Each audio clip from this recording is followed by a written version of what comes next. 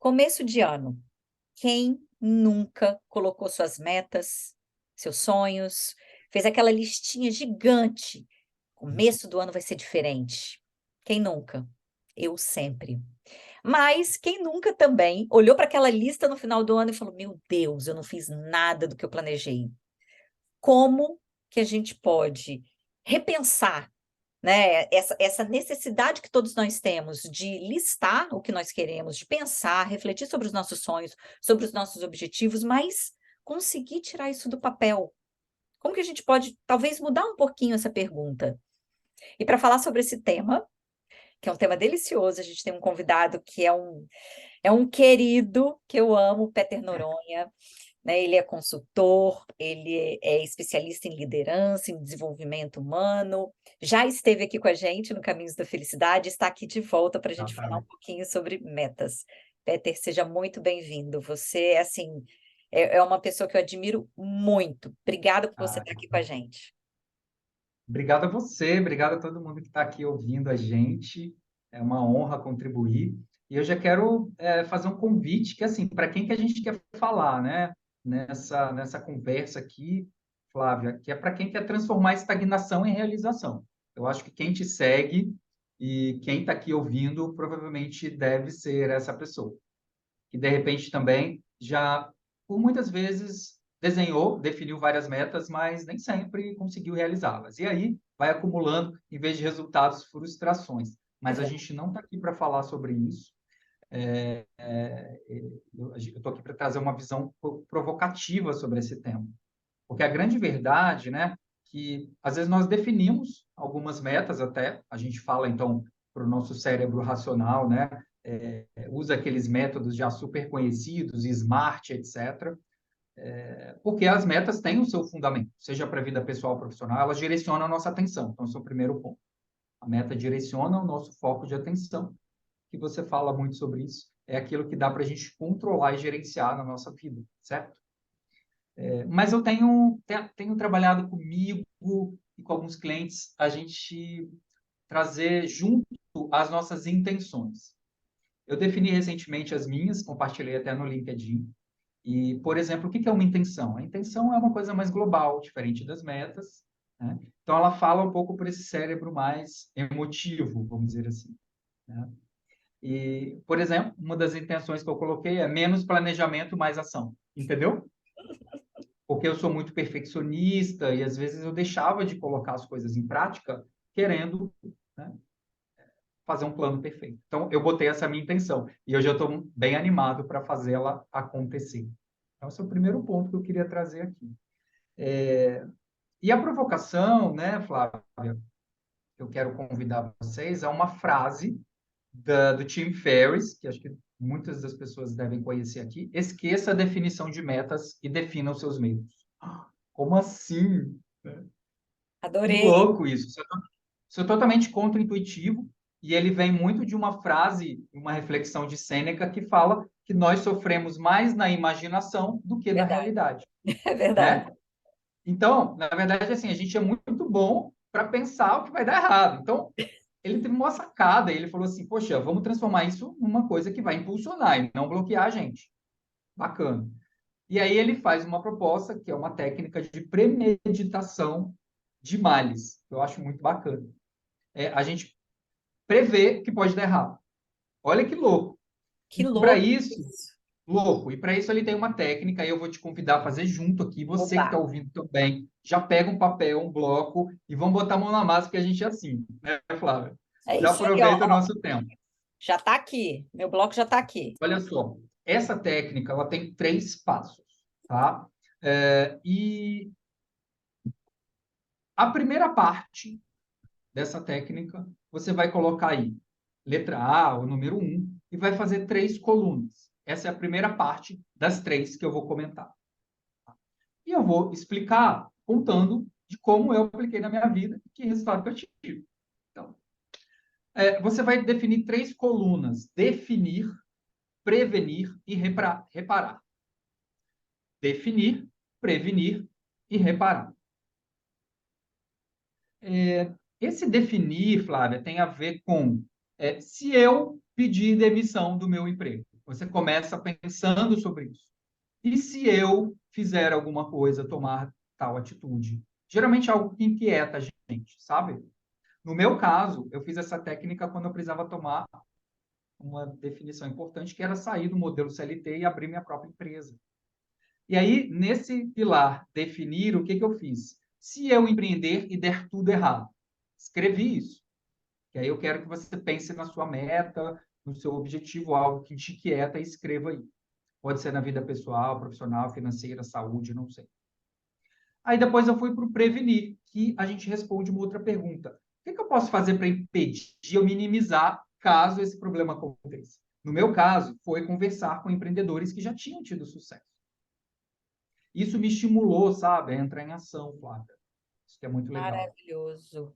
E o terceiro passo desse bloco é reparar.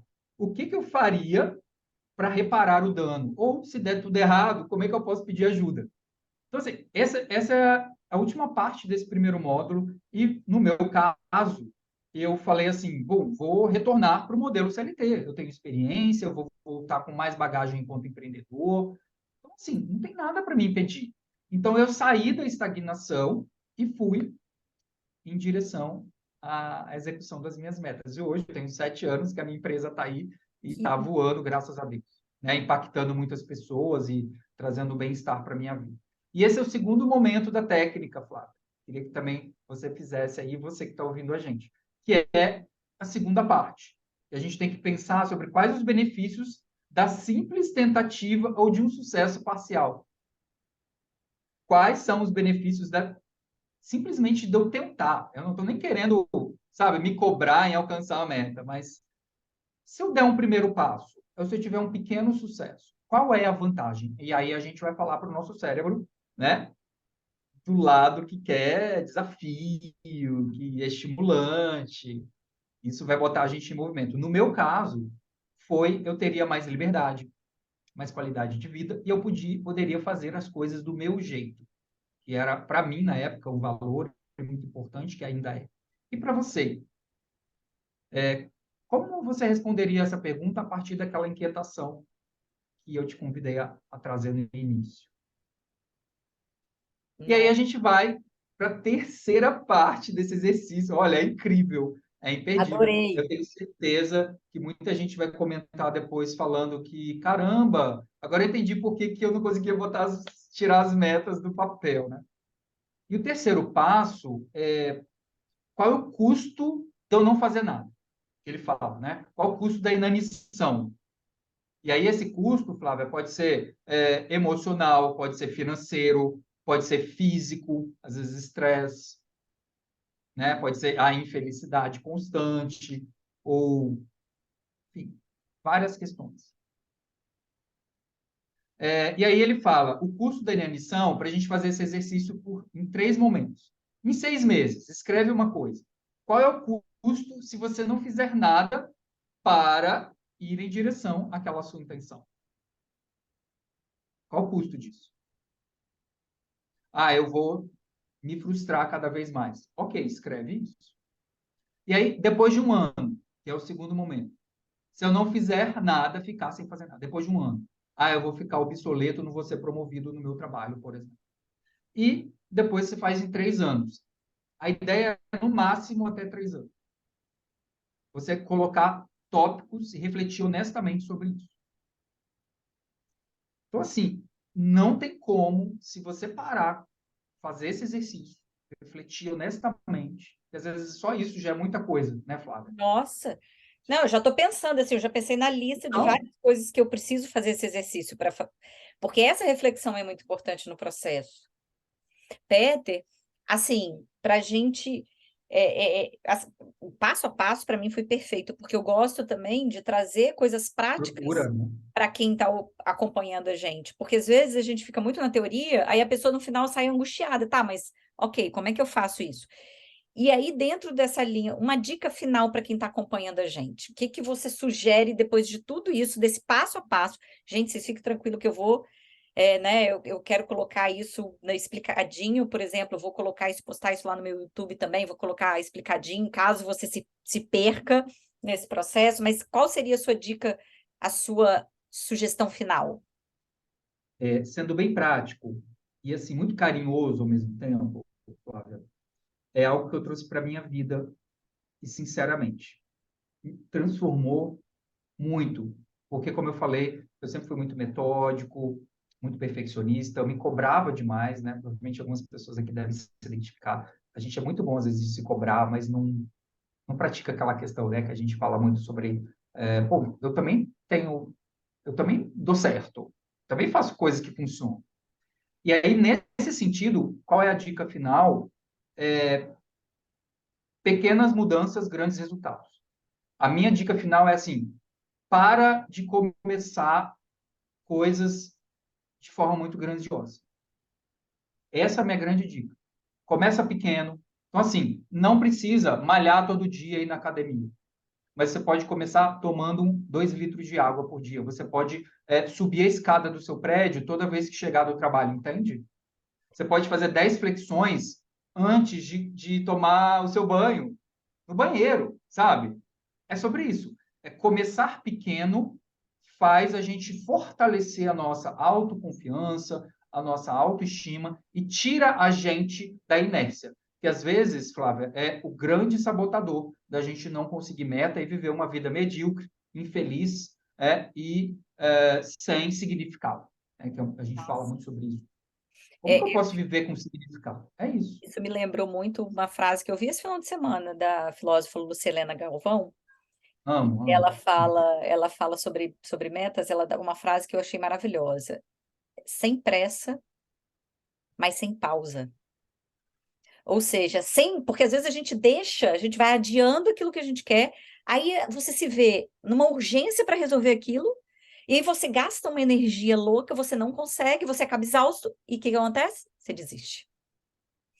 Flávio, isso é perfeito. E até porque eu acredito, para fechar minha ideia, que consistência, que é o grande segredo, né, que está por trás do sucesso, tal, ela não tem a ver com uma coisa que é consistência, ela pode ser pontual, mas ela está ali. Não precisa ser uma grande consistência, né? Não, tem uma consistência. Às vezes você desanima, mas você volta. Às vezes você dá para trás, duvida, mas você continua. É isso E aí. nisso a gente vai criando hábitos, que é a grande virada de chave, né? O hábito a gente faz de maneira automática, sem pensar. Inclusive, eu recomendo muito o livro do BJ Fogg, eu acho que é assim que fala o nome dele, que é Micro Hábitos.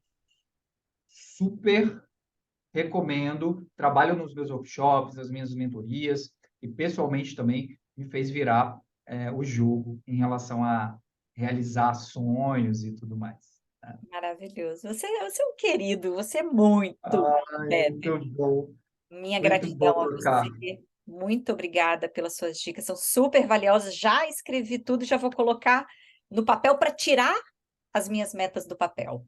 Obrigada, meu amigo, e obrigada a todos que acompanham a gente. Um grande beijo, um ótimo restinho de dia. Tchau, tchau.